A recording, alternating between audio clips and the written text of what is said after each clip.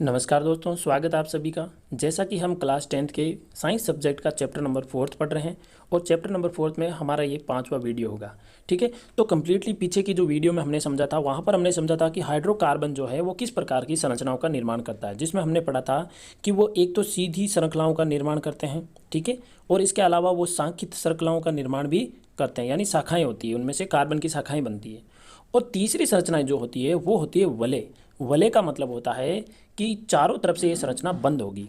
तो यहाँ पर हम क्या देख रहे हैं कि यहाँ पर 1 2 3 4 5 6 कार्बन जुड़े हुए हैं और 6 कार्बन जुड़कर एक वलय का निर्माण कर रहे हैं, एक आयताकार संरचना का निर्माण कर रहे हैं। इसको पढ़ा जाता है वलय। अब इस वलय के अंदर यदि कार्बन कार्बन के मध्य सिंगल बॉन्ड है तब उसको पढ़ा जाता है संतृप्त, जैसा कि हमने पिछले वीडियो में समझ लिया था। और यदि उन वलय के बीच में कहीं कहीं डबल बॉन्ड मिल रहे हैं तो उसको पढ़ा जाता है असंतृप्त। असंतृप्त में ट्रिपल बॉन्ड भी हो सकते हैं, ये ध्यान रखिएगा। डबल बॉन्ड और ट्रिपल बॉन्ड जो है वो असंतृप्त में आते हैं और सिंगल बॉन्ड जो है वो संतृप्त में आते हैं। तो आइए वलय संरचना के कुछ उदाहरणों के बारे में चर्चा करते हैं। तो यहाँ पर देखिए, यदि मैं 6 कार्बन की एक संरचना बनाऊँ, 1 2 3 4 5 6, तो 6 कार्बनों को मैं सिंगल बॉन्ड से जोड़ देता हूँ यहाँ पर, ये देखिए इस प्रकार। ठीक है, अब मैं यहाँ देख पा रहा हूँ कि प्रत्येक कार्बन की 2 संयोजकता पूरी हो जाती है। कैसे? देखिए, इस कार्बन की बात करूँ मैं, ठीक है, 1 नंबर दे देता हूँ इसको। तो इस कार्बन देखिए 1 इलेक्ट्रॉन यहाँ काम आया, 1 इलेक्ट्रॉन काम यहाँ आ गया, तो कितने इलेक्ट्रॉन बच गए? 2। तो 2 संयोजकता पूरी करने के लिए हमें क्या चाहिए? 2 हाइड्रोजन चाहिए, तो 2 हाइड्रोजन जोड़ दिए। इसी प्रकार कार्बन संख्या 2, इस कार्बन पर भी आप देख पा रहे होंगे कि यहाँ पर भी 2 इलेक्ट्रॉन पूरे हो जाते हैं, तो 2 हाइड्रोजन इसकी संयोजकता को पूरा करते हैं। इसी प्रकार ये, और इसी प्रकार यहाँ, और इसी प्रकार ये सब भी हो जाते हैं। तो एक तरीके से देखा जाए तो यहाँ पर 6 कार्बन है और 6 कार्बन को पढ़ा जाता है हेक्स। मैंने आपको भी ये चीज़ बता दी थी कि 6 कार्बन को हेक्स पढ़ा जाता है। और यहाँ प्रत्येक कार्बन में सिंगल बॉन्ड है तो यहाँ लग जाएगा एन, तो हेक्स प्लस एन तो क्या हो जाएगा? हेक्सेन। ठीक है, इसको हेक्सेन पढ़ा जाता है। ठीक है, इसका नाम है हेक्सेन। 6 कार्बन की संरचना को पढ़ा जाता है हेक्सेन। अब देखिए, हमारे पास में एक दूसरा डायग्राम भी बना हुआ, इस डायग्राम को समझिएगा। देखिए, ये जो संरचना है वो किस प्रकार की है। ये संरचना कुछ इस प्रकार की है कि यदि इस प्रकार कार्बन जोड़े जाए और एकांतर क्रम में डबल बॉन्ड आ जाए। देखिए, ये कार्बन है, ठीक है, इस कार्बन से मैं दूसरा कार्बन जोड़ रहा हूँ, फिर एक तीसरा, और फिर चौथा, फिर पाँचवा, और फिर छठा, तो ये कार्बन जुड़ गए। और एक छोड़ के एक कहीं पर भी मैं डबल बॉन्ड बना दूँ, ठीक है, ये छोड़ो यहाँ और ये छोड़ दो यहाँ, ठीक है। तो अब यहाँ पर हम पता करेंगे कि इनकी संयोजकता कितनी कम पड़ रही है। तो यहाँ देखिए 3 बॉन्ड बना लिए इसने, तो 3 बॉन्ड बना लिए तो 1 हाइड्रोजन कम पड़ रहा है। इसी प्रकार इसने भी 3 बॉन्ड बना लिए हैं तो 1 हाइड्रोजन कम पड़ रहा है। इसी प्रकार इसका भी, इसी प्रकार ये, इसी प्रकार ये और ये। इस संरचना का नाम है बेंजीन। वेरी इंपॉर्टेंट, यहाँ पर C6H6 जो संरचना होती है इसका नाम होता है बेंजीन। और ये पिछले कोर्स के अकॉर्डिंग बात करूं तो बेंजीन की संरचना कई बार बोर्ड एग्जाम में पूछी जाती है, तो बेंजीन की संरचनाएं आपको बनानी आनी चाहिए। ये कार्बन की एक वलयनुमा संरचना है।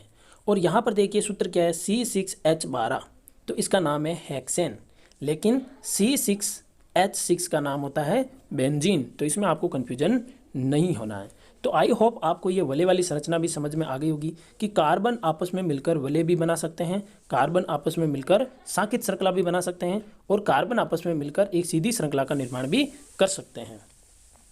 आइए समझते हैं, हमारी अगली हेडिंग जो है वो है प्रकार्यात्मक समूह, है ना, प्रकार्यात्मक समूह। देखिए, प्रकार्यात्मक समूह न कहकर मैं इसे कहूँ क्रियात्मक समूह तो बेटर रहेगा। ये क्रियात्मक समूह यहाँ आपको विस्तार रूप से नहीं समझाए जाएंगे, क्योंकि यहाँ पर कार्बन के साथ में कुछ ऐसी संरचनाएं जुड़ जाती है जो कि नए नए यौगिकों का निर्माण करती है, और उन्हें कहा जाता है क्रियात्मक समूह, जो कि आप कुछ क्लासों में अच्छे से विस्तार से पढ़ोगे। लेकिन इसका बेसिक थोड़ा सा हमें यहाँ दिया हुआ है तो उसको हम जरूर समझेंगे। देखिए, हाइड्रोकार्बन श्रृंखला में ये तत्व एक या अधिक हाइड्रोजन को इस प्रकार से प्रतिस्थापित करते हैं कि कार्बन की संयोजकता संतुष्ट रहती है। ऐसे तत्वों को विषम परमाणु कहते हैं। यानी क्या करेंगे, कोई भी श्रृंखला होगी उसमें से हाइड्रोजन को हटा देंगे, उसकी जगह या तो ऑक्सीजन आ जाएगा, उसकी जगह या सल्फर आ जाएगा, या उसकी जगह क्लोरीन आ जाएगा, या फिर कार्बन का ही कोई समूह आ सकता है, ठीक है, उसे विषम परमाणु कहते हैं। अभी इसको समझ लेंगे। यह विषम परमाणु विभिन्न परमाणुओं का समूह, देखो ये परमाणु का समूह भी हो सकता है, जो कार्बनिक यौगिकों को अभिक्रियाशील तथा विशिष्ट गुण प्रदान करते हैं, इन्हें क्रियात्मक समूह कहते हैं। ये इसकी परिभाषा आ गई है। आपको ध्यान रखना है कि विषम परमाणु या विभिन्न परमाणुओं का समूह जो कार्बन यौगिकों को अभिक्रियाशील तथा विशिष्ट गुण प्रदान करते हैं, उन्हें कहते हैं क्रियात्मक समूह। ठीक है, चलिए इसका थोड़ा सा और बेसिक जो भी हम पढ़ लेते हैं। यहाँ पर क्रियात्मक समूह के बारे में देखिए, आपके सामने एक टेबल है। इस टेबल में यहाँ देखिए क्या लिखा हुआ है, विषम परमाणु, ये क्रियात्मक समूह पढ़ें और ये क्रियात्मक समूह का सूत्र। कहने का मतलब यदि मैं एक संरचना बनाऊं और आप देखिएगा इसको CH2 और CH2, यहाँ एक हाइड्रोजन कम पड़ रहा है, ठीक है। तो एक हाइड्रोजन कम पड़ रहा है तो इस हाइड्रोजन की जगह देखो क्लोरीन आ सकता है, इस हाइड्रोजन की जगह ब्रोमीन आ सकता है, आयोडीन आ सकता है, OH आ सकता है, ये वाला समूह आ सकता है, ये कोई भी आ सकते हैं। इसलिए इन्हें कहा जाता है क्रियात्मक समूह। तो हम क्रियात्मक समूह के बेसिक जो भी है पढ़ लेते हैं, उसके बाद में हम क्रियात्मक समूह को जोड़ना भी सीखेंगे। तो यहाँ क्रियात्मक समूह है वो है क्लोरो, ब्रोमो और ऑक्सीजन, ठीक है। ये जुड़ सकते हैं हाइड्रोजन को हटा के, इन्हें कहा जाता है हेलो समूह कहते हैं।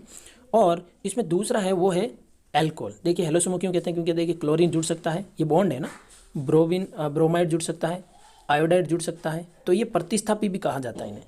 दूसरा एल्कोहल जो होता है उसका हमेशा प्रतीक होगा OH।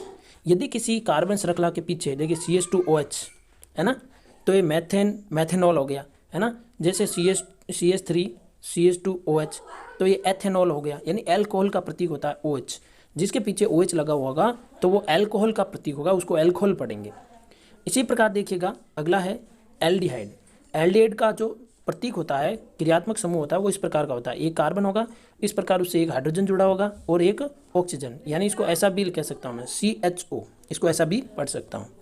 इसी प्रकार कीटोन का इस प्रकार होगा, ये इस प्रकार जुड़ा हुआ मिलेगा तो उसको हम कीटोन पढ़ेंगे। और कार्बोक्सिलिक अम्ल किसे पढ़ेंगे, यहाँ देखिए इसकी संरचना बनाई हुई है C+O और OH, इसको मैं ऐसा भी लिख सकता हूँ COOH, इसको भी एक ही बात है, चाहे ऐसा लिखिए, इसकी संरचना लिखिए, चाहे ये लिखिए। अब कार्बोक्सिलिक समूह में दो चीज़ें एक ध्यान रखनी, एक तो एल्किन समूह यानी डबल बॉन्ड आए तब, और एल्काइन समूह जब यहाँ पर ट्रिपल बॉन्ड आ जाएगा तब। तो आई होप ये क्रियात्मक समूह आपको समझ में आ गए होंगे सारणी में। यहाँ से सिर्फ हम ये बताने का प्रयास कर रहे हैं कि क्रियात्मक समूह कौन कौन से होते हैं, अब इनका कैसे प्रयोग करना है हमें, और कैसे इनका नामकरण करना है, और किस प्रकार ये यौगिकों के निर्माणों में भूमिका निभाते हैं, ये सारी चीज़ें हम नेक्स्ट वीडियो में पढ़ेंगे। तो इसी प्रकार हमारे साथ बने रहिए। जो भी समस्या आती है उसके लिए आप कमेंट कीजिएगा, जो भी आपको समझ में नहीं आएगा अगले वीडियो में उसका उत्तर आपको ज़रूर दूंगा, ठीक है। और इसी के अलावा वीडियो को लाइक ज़रूर कीजिएगा, सब्सक्राइब जरूर कीजिएगा। मिलते हैं अगली क्लास में, तब तक के लिए जय हिंद।